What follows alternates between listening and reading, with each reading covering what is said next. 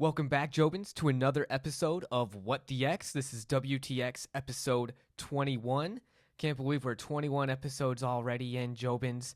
Almost at 150 subscribers. I appreciate everyone that's been tuning in. Trying to get back into my cooking videos too. Just did a little cooking video with the air fryer and Old Bay seasoning. And it didn't go quite as expected, but please tune in and check that out if you haven't already. Again, I appreciate all the support. Please like and subscribe if you haven't already. It really helps the channel out, and I'm really just trying to grow it still. So thank you so much, guys, and let's just get right to it. So the first tweet here is from Tim Cook. And Jobins, if you don't know who Tim Cook is, that's the CEO of Apple, which is one of the biggest companies in the world and, really has a monopoly on like the phone industry aside from like Samsung, Android, but iPhone is just a titan. That's what I record my podcast on too, and on the Brennan Schmitty show, Jobins. So the iPhone is a super part of the content creating. So I don't want to talk shit and then get my phone like destroyed or whatnot. I don't know what they can do. But Tim Cook, anyways, let's go back to it. Tim Cook at Tim Cook, or at Tim_Cook. So someone else, some other Tim Cook has at Tim Cook. So at Tim_Cook is the handle for Tim Cook, the CEO of Google, not to get confused with the other Tim Cooks out there. And he said, I'm loving at The Weeknd's new song, Dancing in the Flames. To top it off, the stunning new music video is shot entirely on iPhone 16 Pro. Go behind the scenes, #shot on iPhone. And just like I was saying, Jobins, we record a lot of our things on the iPhone, just like this video itself. And The Weeknd, that is a good song that I like by The Weeknd that he just came out with. Got an acoustic version too that I listened to. Big The Weeknd fan, I should say. And just crazy the capabilities of phones these days and everything that they can do. You can shoot a legit video with iPhones, and then like the TikTok edits too, and then like post everything you can do after you've recorded the video and changing your voice.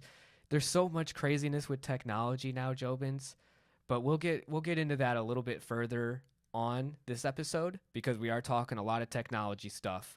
But another tweet to follow up Tim Cook's is Jimmy Fallon at Jimmy Fallon. Got the chance to walk around New York City with at Tim_Cook, not to get confused with the other Tim Cooks, and chat about the new iPhone 16. Tune in to at Fallon tonight on Monday for the full conversation. And, I have a strong opinion on late night host.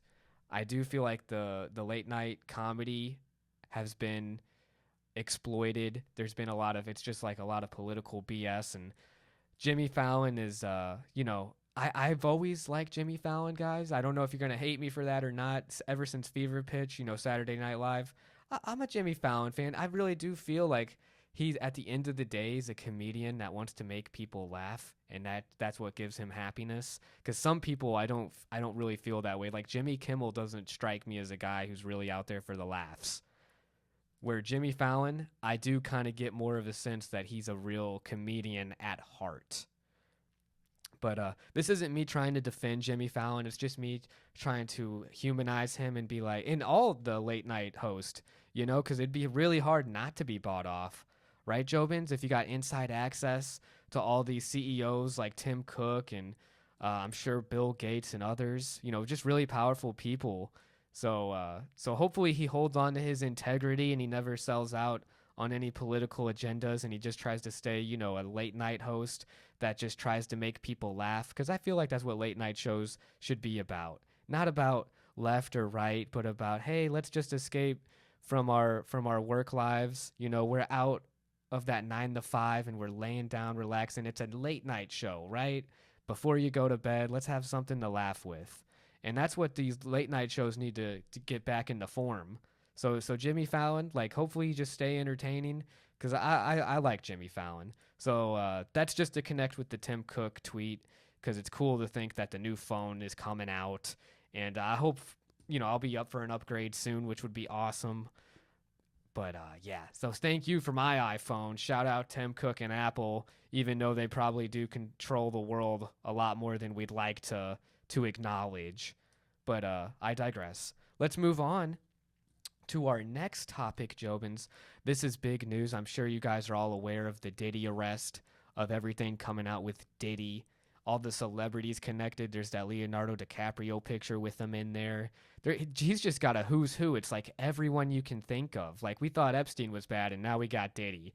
And it's just like, oh, who's going to be the next person? Who's going to be the next Weinstein? Who's going to be the next Diddy? You know, this is something that we see far too often. It's a cycle. It's really sad to see. But it's interesting how these celebrities are responding. Usher, I don't know if you knew this, Jobins, but Usher Raymond, he was in custody. He was under Diddy's custody way back when I think he was like 15, you know, when he was a minor. And he actually had all of his posts removed for a temporary time, and then all of a sudden he comes back with a tweet, guys, and Jobins, he pretty much put all his posts back up after the backlash of everyone saying, odd, it's interesting that Usher's removed all his tweets. Well, what did he do in response, Jobins? He actually put all his tweets back. As far as I know, he could have probably slipped a few that he left deleted because there's so many tweets to go back with. So who knows if he did delete some evidence still? But this is what he had to say. Account got hacked, and damn, y'all ran with it. Laughing emojis. See you tonight at Intuit Dome. Wow. So he's really saying he got hacked, and then now he's posted his stuff again. Interesting time to get hacked, Usher. Interesting time indeed. So I'm looking at it with a little suspicion. And guys, I don't know if you knew this, but Pink, spelt with an exclamation mark for the I, and she still has @Pink. No one has Pink as a handle. So Pink @Pink. Good for you. Tim Cook must be steaming knowing that Pink gets to have that name. Pink @Pink has no post, just a couple reposts from 2 other people. But she herself, all of her posts are deleted. Little fishy. The music industry, guys, Jobins, it's getting exposed. And there's going to be a lot of crazy, crazy revelations coming in if Diddy doesn't get, suicided in prison. We'll see what happens. But David Spade, just to lighten the mood a little bit, @David Spade said, is it true Puffy bought YouLube? And, play on words with YouTube. I always have been a fan of David Spade's as well. He annoys me sometimes with some of his things. I don't always agree with David Spade, but I do, who can forget a classic like Joe Dirt? So shout out David Spade. And then, is it true Puffy bought YouLube? That's pretty funny because all the baby oil and all the dildos and everything that they found in Diddy's mansion. My God, Ashton Kutcher too is in on this stuff. All these Diddy party remarks. What was going on in that mansion, Jobins? What were people seeing? It's crazy. And then, so that's all the Puffy stuff going on. We're going to see more of that develop. It's, crazy times we're living in. But we're going to move on to our next tweet from Bruce Campbell, who plays the lead Ash in the Evil Dead series, directed by Sam Raimi, who's a longtime friend of his, and he's been in a lot of his projects. Sam Raimi, the guy who did the original Spider-Man trilogy. He's directed quite a few things. Definitely has a pretty big resume under his belt. But Bruce Campbell at Groovy Bruce says, attention Kmart shoppers, the last full-size Kmart in the mainland United States is closing. The one-stop shop of my formative years. Sam Raimi met an Evil Dead investor at the camera department while he was dropping off some Super 8 film to be developed. Wow, just a crazy origin story to think those two guys came together and they made really the campy genre almost in horror, like scary. Evil Dead's a classic. It's always gonna have an influence on the future, and it's really sad to think that the store Kmart. I've been to Kmart's before growing up, so it's sad when you see all these businesses that were once such big titans go under. Just like Blockbuster is the biggest example that comes to mind. So it'll be interesting to see what other businesses, shut down in the future. It's just sad to see the changing of times, but it's something that's inevitable. But I just hope Bruce stays groovy, and I would love to see him in the next Evil Dead movie. Me and Schmitty are such Evil Dead fans and big Bruce Campbell fans too. He just seems like such a cool dude, and he always just does such a great job playing Ash Williams in the Evil Dead series. So I do feel bad for him because that must be hard when it's like your formative years. Like those are some really important times and some big memories attached to Kmart, I'm sure, especially meeting someone in the camera department that's going to change your life. So rest in peace, Kmart. And shout out to Bruce Campbell. And if anyone else has a store in mind that they have memories attached to that doesn't exist anymore or closed down, I'd love to, if you wanted to comment and let me know what store it is. Blockbuster for myself is the big one. But shout out Kmart, shout out Bruce Campbell. And the last tweet, Jobins, to end it is a really crazy one. It kind of ties back in, Jobins, to all the technology stuff that we were talking about with like the iPhone and TikTok and editing. But Sundar Pichai reposted one of the tweets from an engineer with Google. Sundar Pichai is the CEO of Google, which is another just titan, another behemoth. Google is a world changer, world influencer, and they are on the forefront of AI. Google is, in my opinion, the closest thing to a real-life Skynet. If you've seen the Terminator movies, you know what I'm talking about. Google is Skynet. And he reposted a tweet from Rohit Mittal at rohit.mittal, and he says, Google's Notebook LM is crazy good.